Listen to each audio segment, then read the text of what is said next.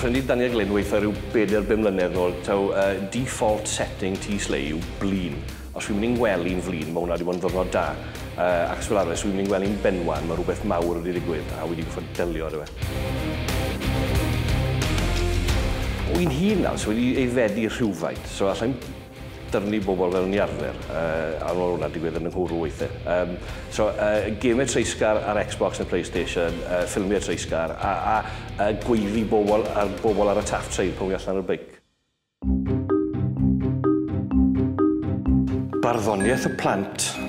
Wel, barddoniaeth full stop. I raddau, na gyd yw sudoku gyda'r llythrenau. Allith unrhyw glawn neud. Dyn o'n gallu prynu peth nhw'r odliadur. O cheto yw hwnna. Os na ti'n gallu neud y lan dynan, pa iwso'r llyfr. Mae hwnna fel prynu game fideo, a wedyn ti'n cael y bluffers manual i fynd gyda fe. Fuck off, cheto. Arben hynny, wy'n mynd gweld pam mae gymryd o barch yn cael ei roi i feirdd.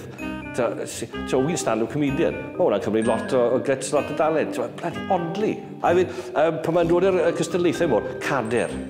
Coron, ffain, dwi'n deall sy'n yr goron, achos ego, peth da. I'm the king of the world, James Cameron. Ond un o wedyn sy'n eisiau ti odli i ennill goron, os ti eisiau odli a fod yn glefer a cangeneri, cader ti'n gael. So fe eto, yn fwy o sens, ti'n gweud 3-piece suite ar y Steddfod. So le fel rhywbeth call da ti roi yn y tŷ fel dodrzen, o, neis, a bob tro ti'n still lawr, stretcho mas i watch o porn y teledu, nilles i hwn, da iawn fi. So ie, barddoniaeth, siait o beth.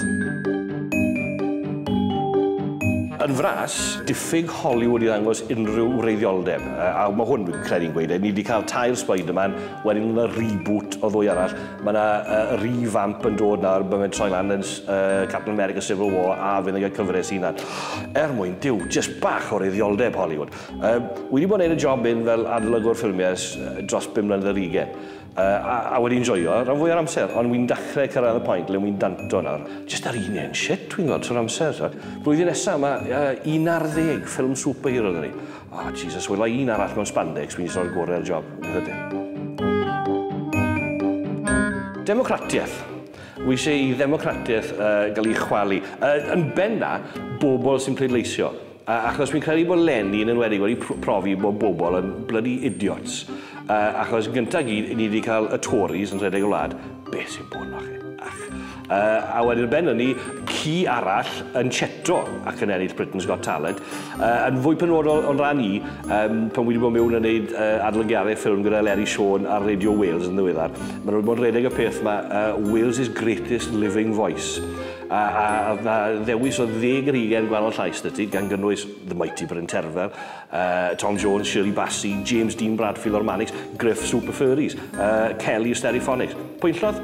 Fucking Shakin' Stevens. Gwrddes i a Shakin' Stevens rhyw 10 mlynedd nôl, a les i ddwyau yn ei gwmni. Y fucker mwyaf anifyr a mwyaf blin, a ni'n meddwl bod fi'n flin. So ie, rhoi'r gorau i ddemocratiaeth, achos dwi ddim yn gweithio. Mae'n condof masif. Dwi'n edrych ar y cocs mewn mewn i fe.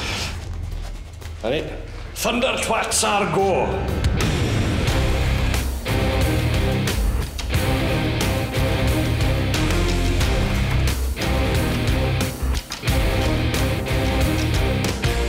Aneiring Caradog, Eirig Salisbury, Tom Morris, Cynnan, can you hear me? Your boys took one hell of a beating.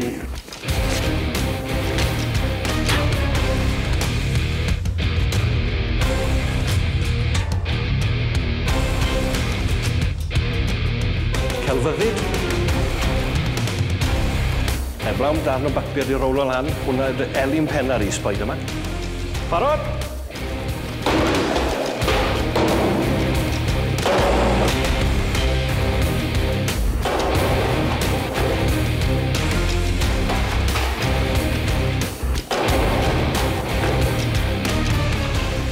DC Comics, y gore.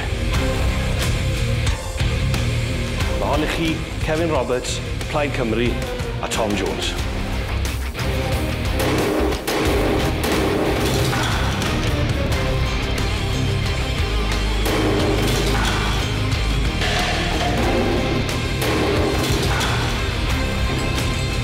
Cofiwch bod leisio plant, a ddim yr fucking Tories. Hwyl. Allai weid yn onest, wi heb teimlo mor gytun Ysbel, dylwn ni fod wneud un fwy aml. Falle dda i smyn rownd â gordd a mynd at geir bobl yn ardal Lywyn byw. Mae'n therapeutic ti hwnt. Ond mae'n sy'n profi, mae un dyn gyda sledgehammer yn gallu gymryd mwy na Hollywood 3 Spider-Man a democratiaeth.